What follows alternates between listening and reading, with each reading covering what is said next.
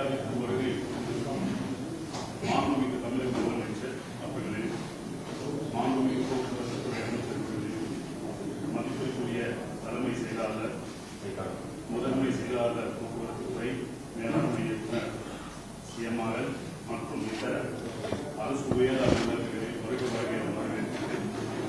முதலில் தற்போதைய மந்தவெளி பேருந்து பணிமனை மற்றும் முனையத்தில் சென்னை மெட்ரோ சொத்து மேலாண்மை நிறுவனத்தினால் ரூபாய் 167 கோடி மதிப்பீட்டில் ஒருங்கிணைந்த பன்முக போக்குவரத்து வளாகத்திற்கான கட்டுமான பணியினை அடிக்கல் நாட்டி துவக்கி வைக்குமாறு மாண்புமிகு முதலமைச்சர் அவர்களை பணிவுடன் கேட்டுக்கொள்கிறேன்.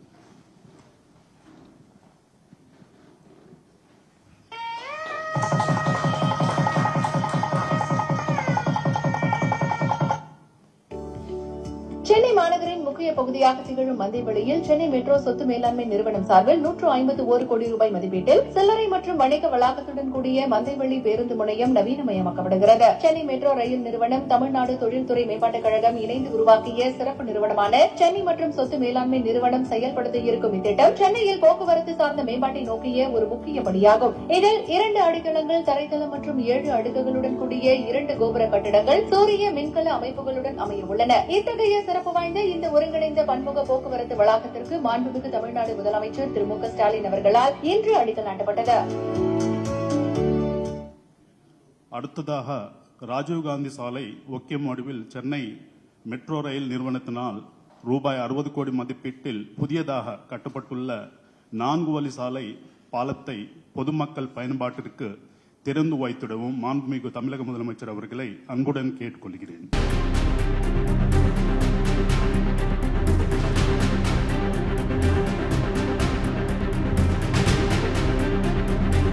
தற்போது நன்றியுரை நல்குமாறு சென்னை மெட்ரோ ரயில் நிறுவனத்தின் மேலாண்மை இயக்குநர் அவர்களை கேட்டுக்கொள்கிறேன்.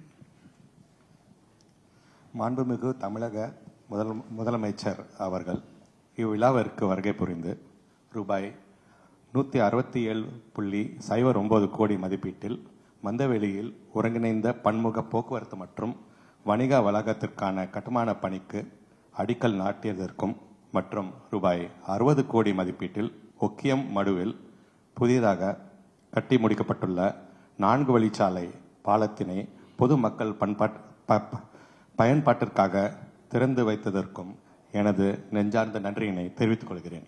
நன்றி சார்.